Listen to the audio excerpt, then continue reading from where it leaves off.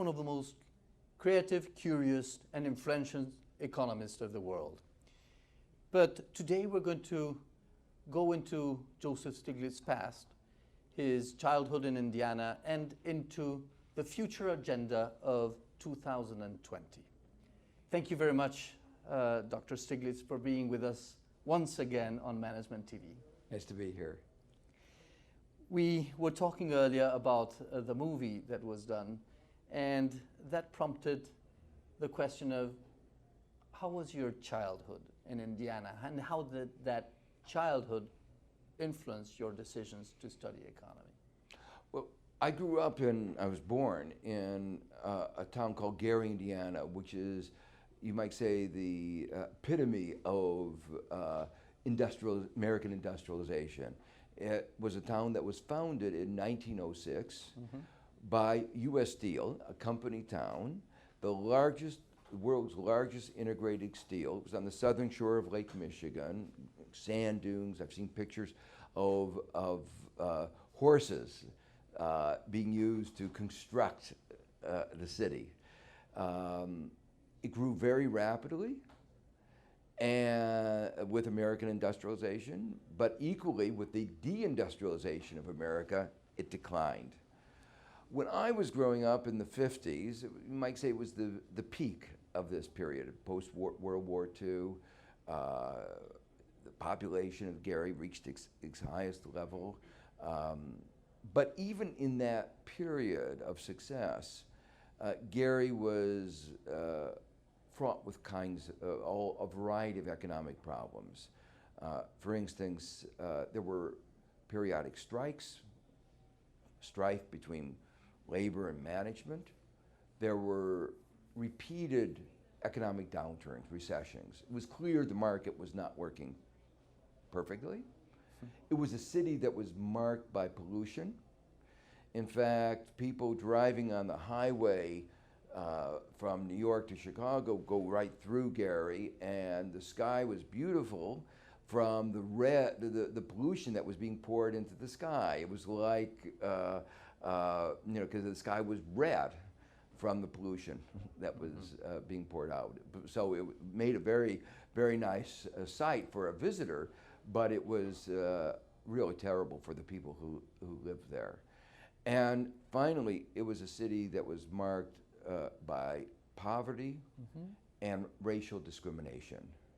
So it brought together the successes of American capitalism, but all of the problems as well. So you decided to study economics to help solve those problems, and that's what you did.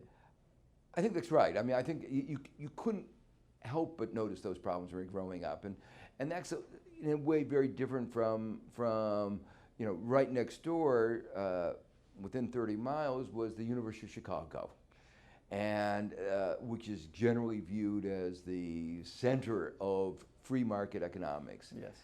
And here at the University of Chicago, less than 30 miles away, you had people preaching the notion that markets were perfect. And I only wish that they had visited Gary, Indiana, because if they had, they wouldn't have that view. What happened after I was there was the peak, and then as the deindustrialization process proceeded, what one saw is the inability of the market economy to respond, to adapt, to adjust, and to help the people move from there to other gainful employment. And one of the things I think that comes across so strongly in that movie that you alluded to was there are these scenes in Gary where you see a city that you would have thought characterized the poorest of a third world country. Yeah. Destitute, poverty. And when people see that, they say, that's not America. And I say, yes. And it's not the worst part of America. You go to Detroit and things are even worse. So Detroit was another city, the symbol of American industrial might. It was the capital of the car production. Yeah. And now you see it and it breaks your heart. So it is clear that some economists and free market economists simplified reality in ways that didn't take into account many things that did play. I also think that it doesn't take into account always human reactions, unexpected human reactions. And in a dialogue with Alan Greenspan, I said, why economists take these models with such a degree of precision, and all of a sudden you have panic in the markets, and they can never forecast those panics or even analyze those panics. And he answered, maybe we should have more anthropologists than economists at the Federal Reserve. Do you agree with that? Well, I think that part of economics is a science of how human behavior. So to me, understanding the conditions that lead to bubbles, we may not ever be able to predict precisely when a bubble will break. Mm-hmm. But we should understand that bubbles have been part of capitalism since the beginning. Mm-hmm. And to pretend that they don't exist, which when Alan Greenspan was asked, is there a bubble, he said there was froth, was reflecting his ignoring the reality. If you looked at the data at the time, you would have said, well, maybe I can't be sure, but the probability, more likely than not, much more likely than not, we were in a bubble.